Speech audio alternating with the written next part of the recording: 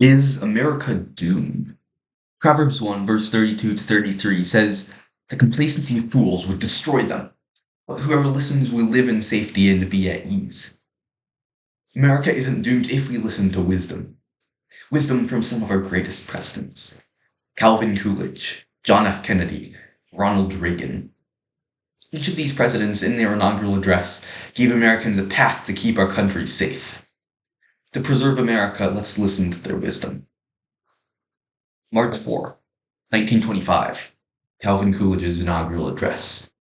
Quote, "No one can contemplate current conditions without finding much that is satisfying and still more that is encouraging. Our own country is leading the world in a general readjustment to the results of the great conflict. We cannot hope to continue these brilliant successes in the future unless we continue to learn from the past. We must realize that human nature is about the most constant thing in the universe, and that the essentials of human relationship do not change. This nation believes thoroughly in an honorable peace, under which the rights of its citizens are to be everywhere protected. One of the greatest dangers to peace lies in the economic pressure to which people find themselves subjected. There must be some assurance that effort and endeavor will be followed by success and prosperity. The men and women of this country who toil are the ones who bear the cost of government. Every dollar that we carelessly waste means that their life will be so much the more meager. Every dollar that we prudently save means that their life will be so much the more abundant. The property of the country belongs to the people of the country. Here stands our country. Here stands its government. Here it will continue to stand, seeking peace and prosperity, promoting enterprise, encouraging education, desiring the advancement of religion, and supporting the cause of justice. America seeks no earthly empire built on blood and force. She cherishes no purpose save to merit the favor of Almighty God." After that speech, Calvin Coolidge took action. Economist Thomas Sowell praises the policies he laid out, writing, quote, "The 1920s were a decade of unprecedented prosperity," unquote. Coolidge took the nation from the destruction of World War I to the prosperity of the 1920s. Just as Calvin Coolidge led our nation out of a conflict, John F. Kennedy gave our nation courage as we faced another, the Cold War. January 20, 1961. John F. Kennedy's inaugural address. "I sworn before you and Almighty God the same solemn oath our forebears prescribed nearly a century and 3/4 ago. The same revolutionary beliefs which our forebears fought are still at issue around the globe. The belief that the rights of man come not from the generosity of the state, but from the hand of God. To those new states whom we welcome to the ranks of the free, we shall not always expect to find them supporting our view, but we shall always hope to find them strongly supporting their own freedom. To those people in the huts and villages of half the globe, struggling to break the bonds of poverty, we pledge our best efforts to help them help themselves. Let all our neighbors know that we shall join with them to oppose aggression or subversion anywhere in the Americas. Let every other power know this hemisphere intends to remain the master of its own house.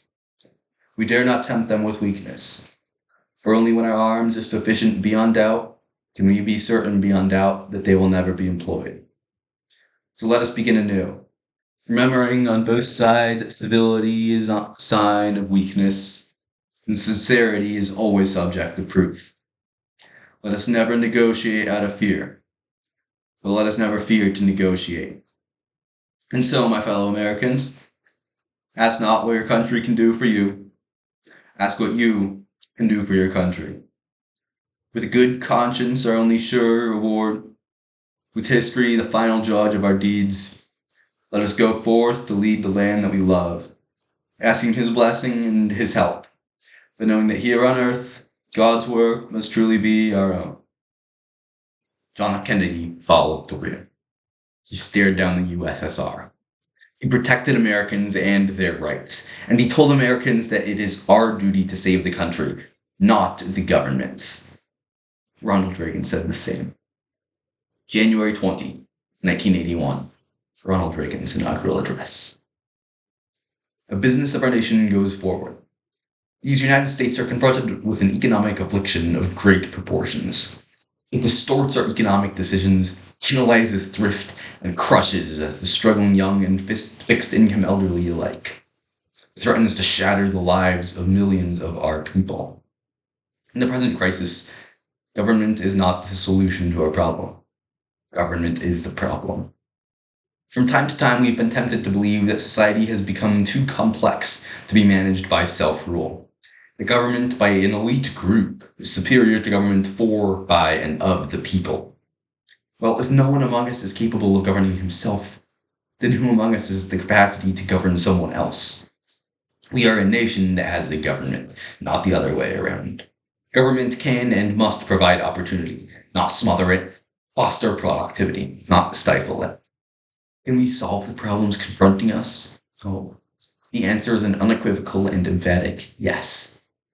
To paraphrase Winston Churchill, I did not take the oath I've just taken with the intention of presiding over the dissolution of the world's strongest economy. And as we renew ourselves here in our own land, we will be seen as having greater strength throughout the world. We will again be the exemplar of freedom and a beacon of hope for those who do not now have freedom. To those neighbors and allies who share our freedom, we will strengthen our historic ties and assure them of our firm support and commitment. As for the enemies of freedom, those who are our potential adversaries, they will be reminded that peace is the highest aspiration of the American people. We will negotiate for it, sacrifice for it. We will not surrender for it now or ever. When action is required to preserve our national security, we will act. The crisis we are facing today, however, does require our best effort and our willingness to believe in ourselves, to believe in our capacity to perform great deeds. And after all, why shouldn't we believe that? We are Americans. God bless. Thank you. Each of these presidents led the country to peace and prosperity. They were able to do this because of their wisdom. They understood basic truths, that our rights come from God, not government. The government is meant to govern, not to manage. Ecclesiastes 7:12 says, quote, "The advantage of wisdom is this, it preserves those who have it." Unquote. To preserve our country, let's remember the wisdom of these three presidents. To answer the question posed at the beginning of this speech, America is not doomed if we submit to wisdom.